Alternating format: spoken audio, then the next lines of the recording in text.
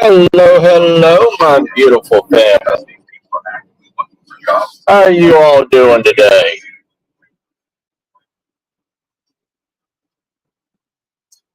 I am sorry about yesterday, everybody. I don't know what happened, but right in the middle of, doing oracle readings and all that stuff, just YouTube or StreamYard 1 just shut down on me. So, I was saying maybe if we could redo this again, see if, something would happen. Hopefully it does. I hope everybody's having a good day. So, we are going to do some survival alternative ideas to what are, I'm a person that says, don't always rely on the past, on a lot of, calorie burning techniques or calorie burning or, fatigue setting ways. There's a lot of things that's happened throughout history. You know, there's a lot of things that's happened throughout history that our ancestors did do to heal themselves, to better themselves when modern medicine wasn't around, you know. And what is his name? Like the great surgeon or the great doctor, surgeon, he could do everything. Alexander the Great. I think his name was Pithecus,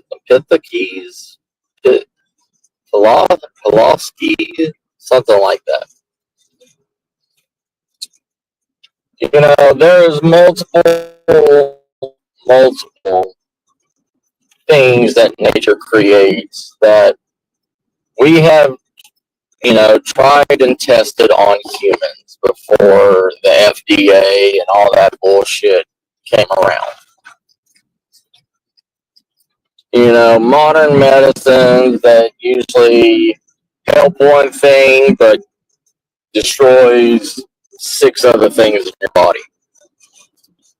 Take this for your allergies, but now you're going to be shitting and maybe get cancer or not, depending on your body, depending on who you are. Natural medicines and stuff like that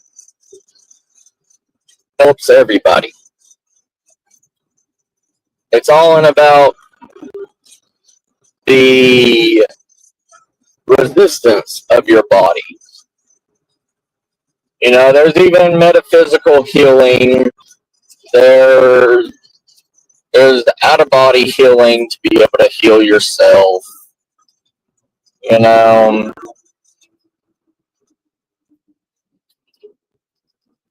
every human being is different. Every human being has a different structure to their body. Um, and that's why there's multiple different medicines that are made with nature to help each other.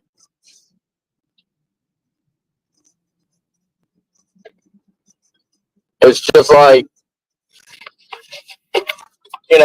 red cedar pine. Red cedar pines can heal with a lot of things if you boil it in a tea. 90% of our medicine and old, the way that we created old medicines was through tea, boiling out the positives in plants.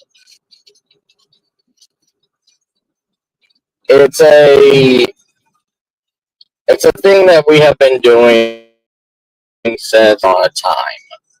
We put everything in a stew. Because our body is 90% water. So we make elixirs, we make a lot of things using water. So our body can handle it and process it as we drink normal water. And when water enters your body, it gets filtered. What is in that water, where it goes, how it's produced, how it's proceeded.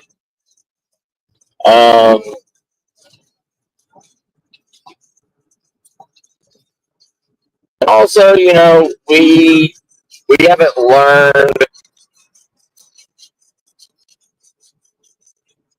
haven't learned everything. We've had to do it through human trials, even, prisoners or, quote unquote slaves, taste testers, stuff like that. You have to know how wilderness handles the human body. If you get a human body that's never been in the wilderness, that's never been, say, the north, all right? So all of these things from up north is not going to work on that person, or may make them sick through their biological,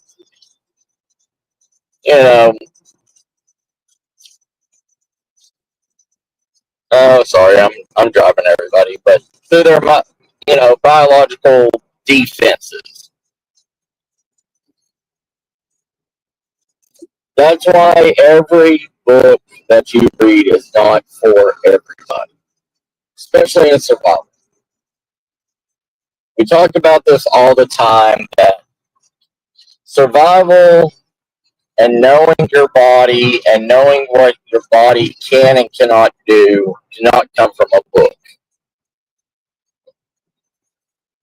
Other things can come from a book, but you have a 1 in 100 chance of the situation becoming different. Not every situation and not every set disease is the exact same in every human body.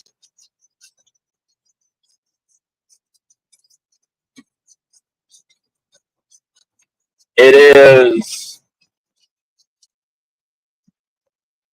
questionable. You may have 15 different medicines go in your body before they find the right medicine that copes with your anatomy. In survival situations and living off grid and living a lot of things, you don't know what your body can and cannot adapt to. You don't know what your body can and cannot withstand. You don't know the limitations of your body until the situation arises.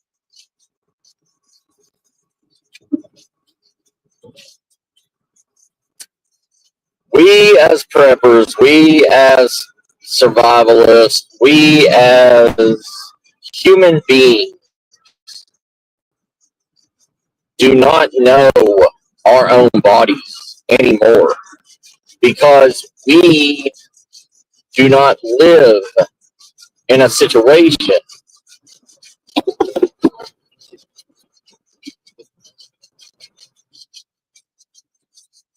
we don't live in a situation where we have to test our limits, where we have to test our strengths anymore. In the perfect world, everything is what it is. It's perfect.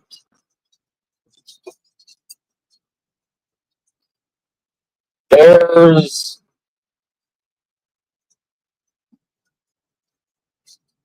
there's no more living on your own. There's no more surviving the elements. There is no more putting your body at its limitations. And what I mean by that is real limitations. Not, oh, I worked an 80-hour week and my body is drained. That's not, that's a different new age limitation on your body.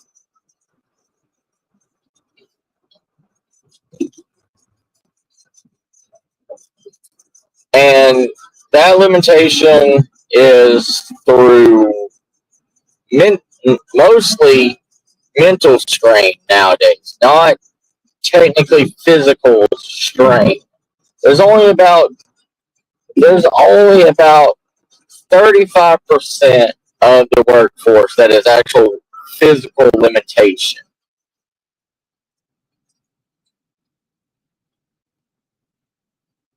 It's not like every day that you have to wake up and go out and milk 100 head of cattle.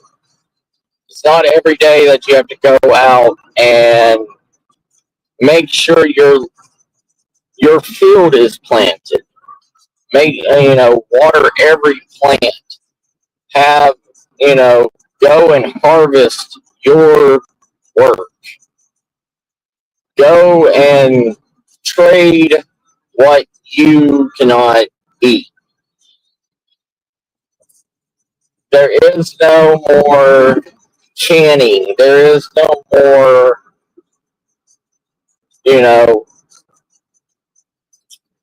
prepping prepping for the long run. Unless you live in a non unless you live in a non new age city. If you're living an Amish life and all that stuff, you're not sitting here listening.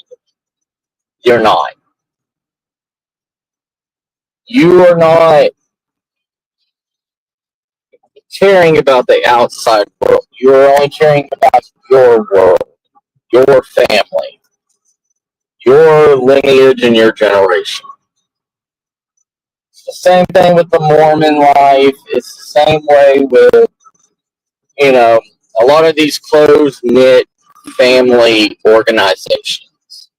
And yes, it is an organization. Whether or not you want to admit it, whether or not you want to see that, every way of life is technically a cult. It is a certain mindset, a certain reality uh, that you have to prosper from.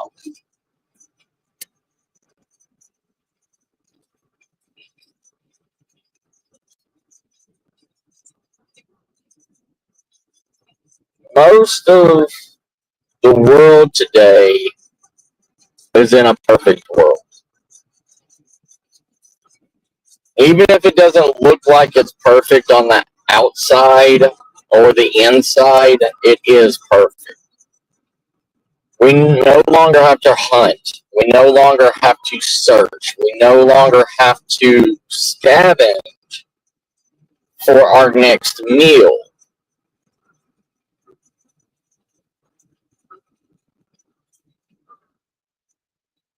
It's It is how much money you have in your pocket. It's how much you're willing to kill yourself for that extra dollar, a paycheck.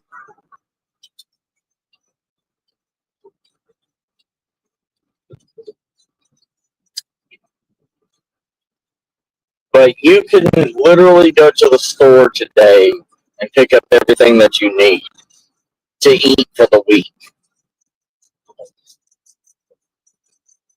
You have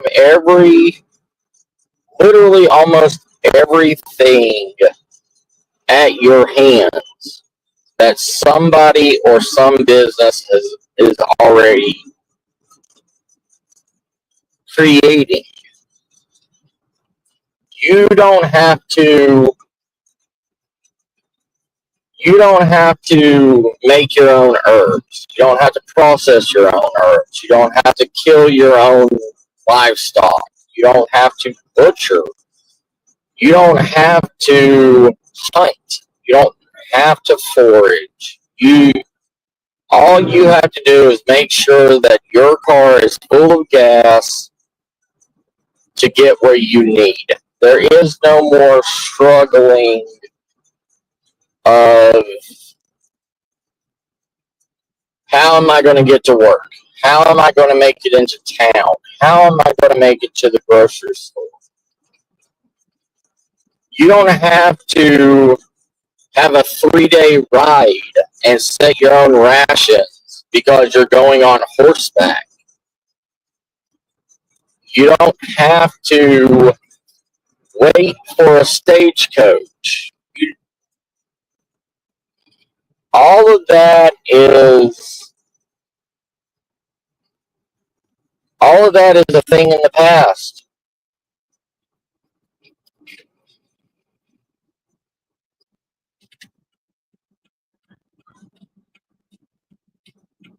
It's a distant mindset. It is a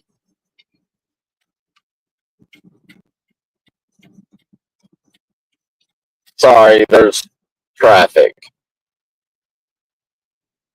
There is no wait period anymore. I say that, and this is what happens. I say that, but there's 10 times the amount of people that there was 100 years ago in the world.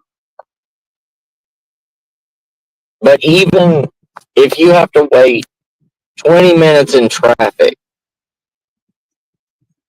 that's better than a 3-day ride. That's better than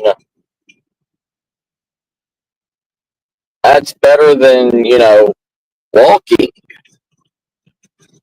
You know how long it takes you to walk 30 miles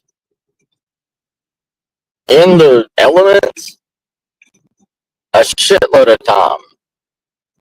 50 miles is almost a day and a half walk. A day and a half walk. That's if you're walking 3 to 4 miles per hour.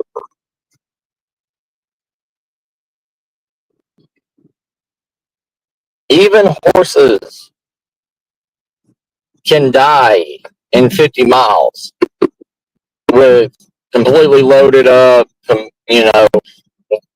with everything that you need on the saddlebags and the saddle and the weight of you. Because you gotta realize the weight of yourself plus all your stuff and everything on one animal. If you can't do it, how do you think an animal can do it? Just because they're stronger than you doesn't mean shit.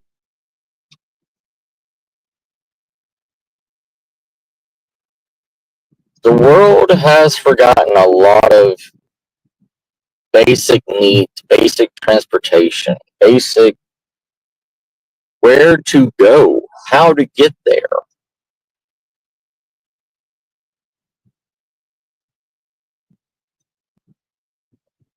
We have been using cars for the last 100 years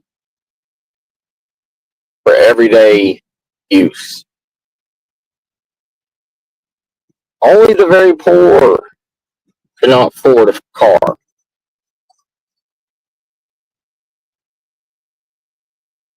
Most people, most most people, they rely heavily on vehicles because it doesn't give out unless something breaks on it. But the thing is if something breaks on a vehicle, you can replace it. If something breaks on a horse, you can't replace that. You cannot replace living beings easily. Most of the time, a horse has always, I mean, in reality, a horse has always been more expensive than anything else. And I'm not talking about just its worth as a burden animal. I'm talking about food, water, upkeep. Even a horse that doesn't have enough room to run or anything loses muscle mass. So we forget this. Modern society has forgotten those kind of old ways. Modern society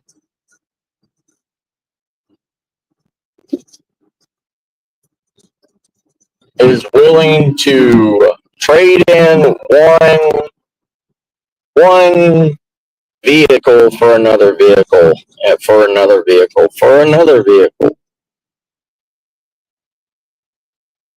Can't do that with a horse. Once it hits a certain age or whatever, it's useless.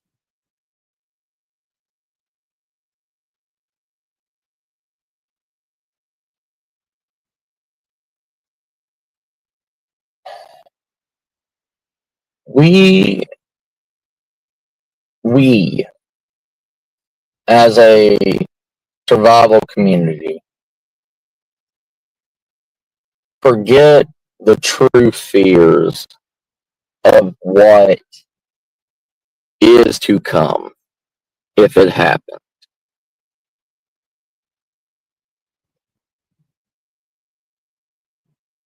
If the world does come to an end, and that word is a big word, the end. We don't know what the end is. How you doing, Nightmare Brother? How you doing?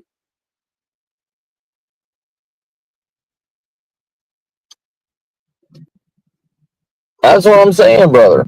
It's like, video games, you know, or anything else. Ha- you know, everything has a physical trade-in, like bartering. But we don't barter this for that anymore. We barter on the value of how much it is.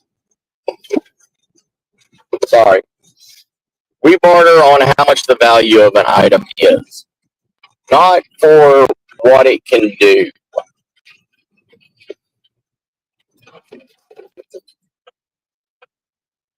Like video games, like GameStop. I went to GameStop when I was younger and stuff. You play a video game for X amount of time. Say it takes you 6 months to a year to beat a video game.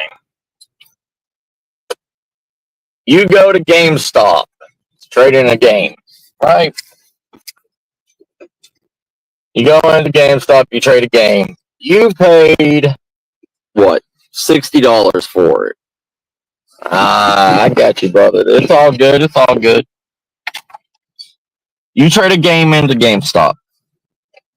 You bought it for what? $60, $40. You trade it in. Well, they see how wanted that game is. They see how if you trade it in within a certain time period to value its worth to be able to resell again. Sometimes it's not even worth the plastic that it's printed on after a certain time period. That's how bartering is. Hey, Ron, brother. Bartering goes on how usable an item is. Most of the time, it's like hand tools or, hand tools or the value of a chicken or something like that. Sorry. The value of a chicken has multiple different purposes.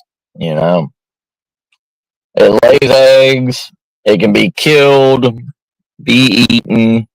The feathers can be used for fletchings. Its, beak and wattle, the red skin flaps and everything can be melted down and used as glue. Hey, how you been, D? Yeah, everything's good, brother. I hope everything's good your way, too.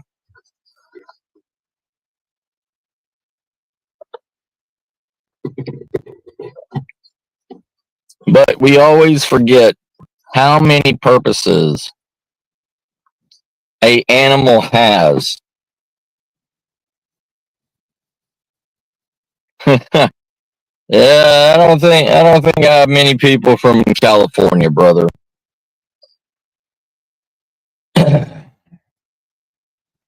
But our barter system now relies on a mathematical value now. Everything has a money value to it because that's the type of economy that we live in now. You can't go and trade a car even for a car. You can't go and trade a motorcycle evenly for another motorcycle or anything. Well, that's good, D. At least I got one Californian in here.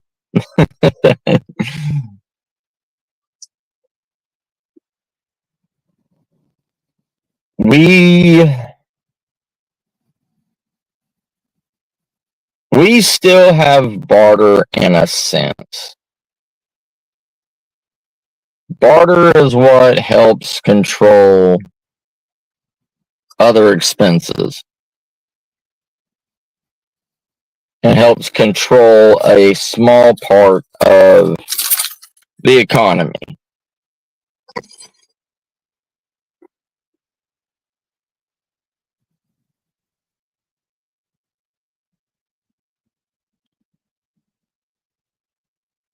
There's very little that you can get anymore.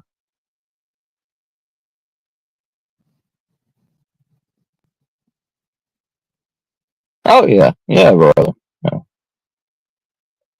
Yeah. Those are skills that will help you in end times. It's just like, construction knowledge, stuff like that. Those are bartering skills for more than just money. Bartering skills is very useful in end times.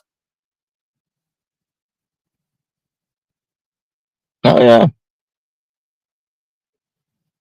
Hey, CR. How you been, brother?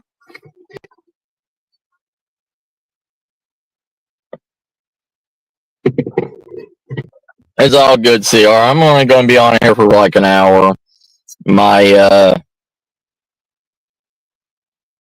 my StreamYard just popped up saying that I only have 2 hours left, so you know. But bartering. Bartering is only for the same minded people. A lot of third world countries still use barter in a sense, but still most of the time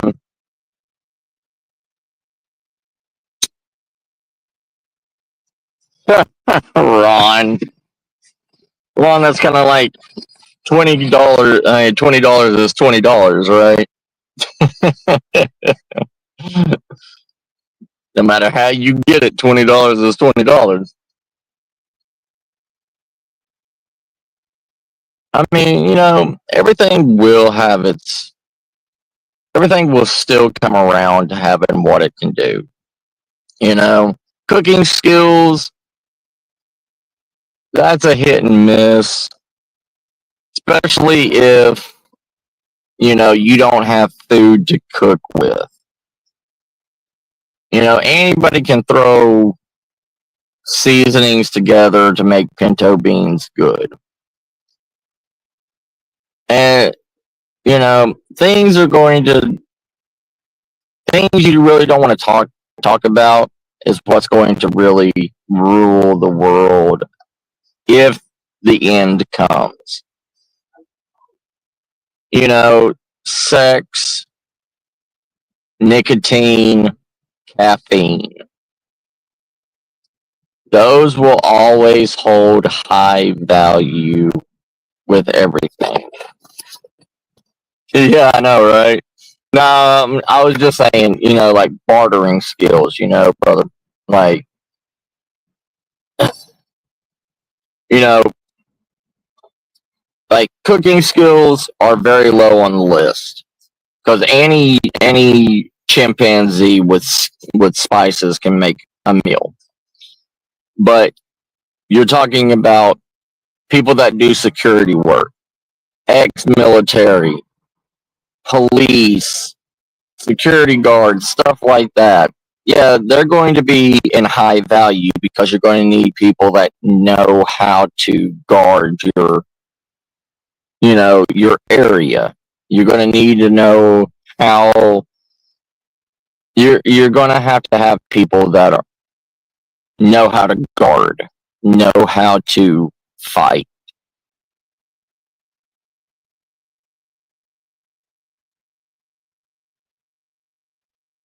Nice, D. Nice, brother.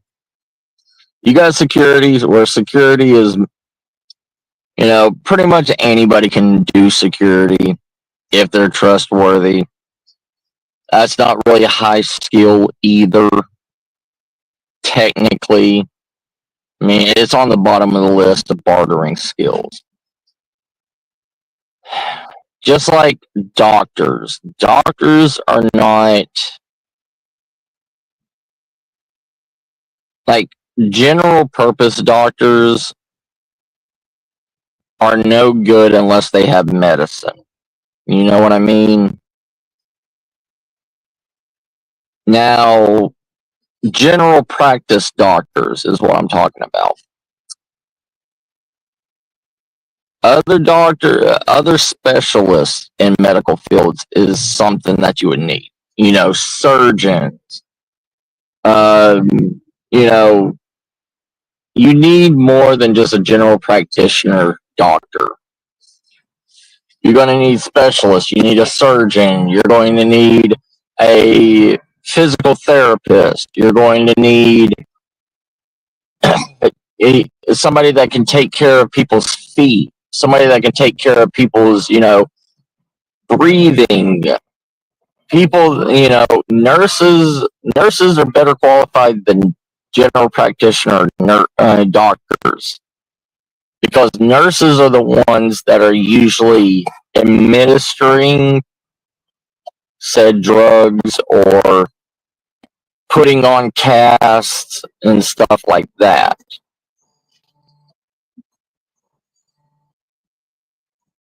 Yeah, like I said, D, those are the people that you need. Like, apothecary supply technician. The things that that can be turned into a natural drug, that can be ground up, how to be created, how to be turned into medicine.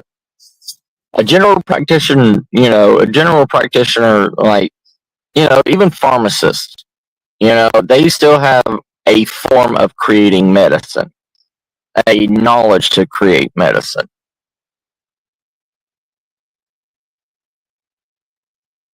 But a doctor doesn't know that. Like, an actual general practitioner doctor doesn't know that. That is pretty much, you have a better chance with somebody that knows first aid than you do with a general practitioner. I mean, yeah, a general practitioner is going to tell you, oh yeah, he has the flu, or he knows the symptoms of sicknesses.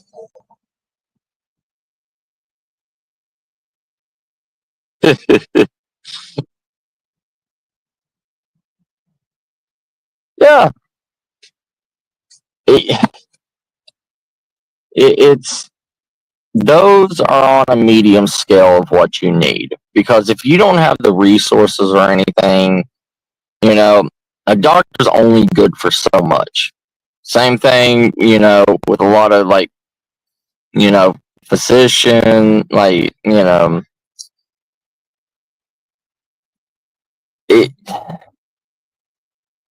they're good today, but they're not good in the long run. Because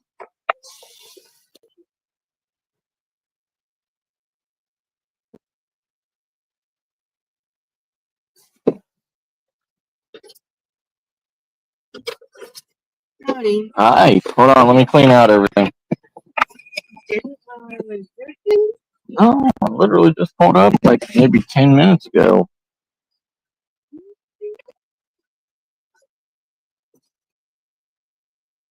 All right, Miss Star's here and everything, so I love you, family. Say hi. Say hi to everybody. Here, talk to them. Talk to them about barter. Talk to them about. What? Talk to them about bartering skills. I already talked to them that, like, doctors aren't really needed unless you have, like, the resources for a doctor. Like, and medical care is necessary. I'm going to disagree with you on that. It is. Even if you just have like an herbalist who understands tinctures, you need some kind of medical skills. Somebody who knows how to set a bone, somebody who knows how to keep an infection at bay. Those are general practitioner nurses that are doing it. You don't see a doctor coming in and setting your bone. You see the nurses setting your bone and putting the cast on. Call it what you want to call it. Nurse is just a different kind of doctor. They're just not called a doctor because they don't have a doctorate degree. Yeah, but you don't see a doctor setting your bone. Before like the 1900s, doctors could be apprentices without going to college. Yeah, but doctors also knew how to work on humans, animals, and not all of them. Yeah, they did. Regardless, hi everybody. A country. Yes, doctors can be unsavory characters too. I'm not saying ooh wow, doctors are the greatest. I'm just saying they're necessary. Having somebody who knows how to keep people from dying is necessary. Having somebody who can help a mother through childbirth is necessary. I'm gonna get back to you now. Isn't that what nurses do? Again, I don't care what you call it. Yeah. Yeah, that's what I'm saying. You know, doctors and nurses and everything are like doctors and cooks are usually like on the same level. Like, because I think that's a fallacy. Every that has value. oh yeah,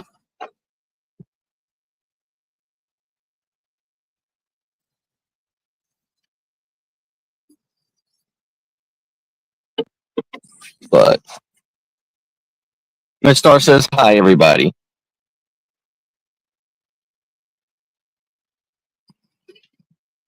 Ron says hi, Miss Star.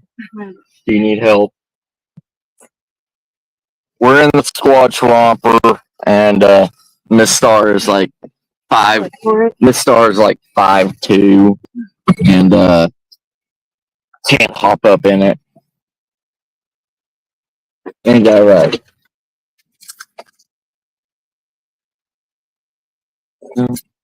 You want to go eat? You bought us lunch at Taco Bell. You went for salad because it said green. It was green. She was not green. It was iceberg goddamn lettuce. So I ended up eating the chicken, and that was about it. Your medicine. But yeah. Anyways, so CR says hi, Miss Star. Hello, PR. Hello, everybody. But yeah. All right, everybody. We are going to we're going to end this. Like I said, it was only going to be about an hour or so. It's like 46 minutes. So I will do another live stream tonight while I'm at work and everything. Then we can have an open, open panel and talk. But until then, everybody, I love you. Y'all take care.